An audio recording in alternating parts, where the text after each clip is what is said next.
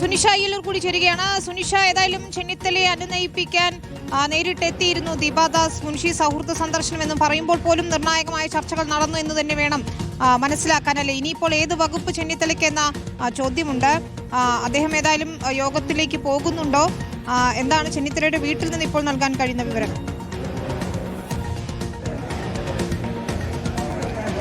വിനീത, cantonment ഹൗസിൽ ഏതായാലും ഘടകകക്ഷികളുമായി മന്ത്രിസഭാ രൂപീകരണത്തിന്റെ ചർച്ചകൾ നടക്കുകയാണ്. ഒപ്പം തന്നെ സമാന്തരമായി രമേശ് ചെന്നിത്തലയെ അനുനയിപ്പിക്കാനുള്ള നീക്കവും പല ഭാഗങ്ങളിൽ നിന്നായി നടക്കുന്നുണ്ട്. നമ്മൾ തന്നെ കണ്ടതാണ് രാവിലെ നിയുക്ത മുഖ്യമന്ത്രി വി.ഡി. സതീശൻ തന്നെ ഇവിടെ എത്തി രമേശ് ചെന്നിത്തലയുമായി സംസാരിച്ചിരുന്നു. ശേഷമാണ് ഹൈക്കമാൻഡ് ഈ വിഷയത്തിൽ ഇടപെടുന്നത്. വേണ്ടി വന്നാൽ ഹൈക്കമാൻഡ് ഇടപെടുമെന്നുള്ളത് നേരത്തെ തന്നെ ദീപാദാസ് മുൻഷി അറിയിച്ചതാണ്. അങ്ങനെ ദീപാദാസ് മുൻഷിയും ഒപ്പം തന്നെ AICCയുടെ സെക്രട്ടറിമാരും ഇവിടെ എത്തി രമേശ് ചെന്നിത്തലയുമായി ഏകദേശം ഒരു 45 മിനിറ്റിലേറെ സംസാരിക്കുകയും ചെയ്തിരുന്നു. അതിന് പിന്നാലെ കടുംപിടുത്തം ഒഴിയുന്നു.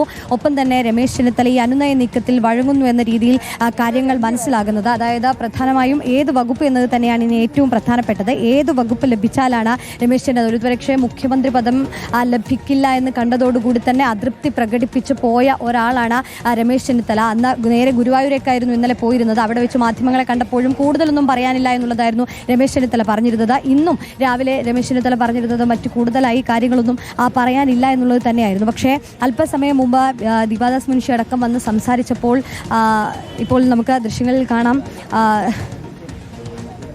ബെന്നി ബെഹനാൻ MP ഇപ്പോൾ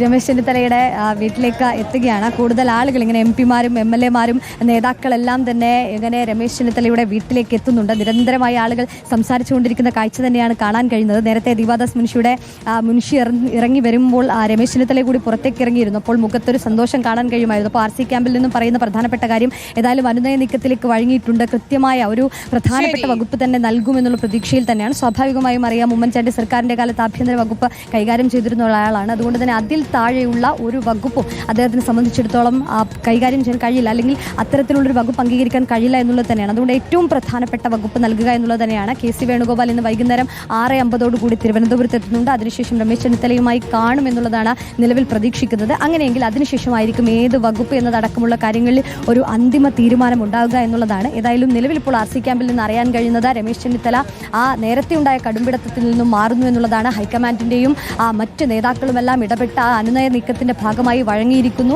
അതാണ് രമേശ് ചെന്നിത്തലയും മന്ത്രിസഭയുടെ ഭാഗമാകാൻ എത്തിയിരിക്കുകയാണ്.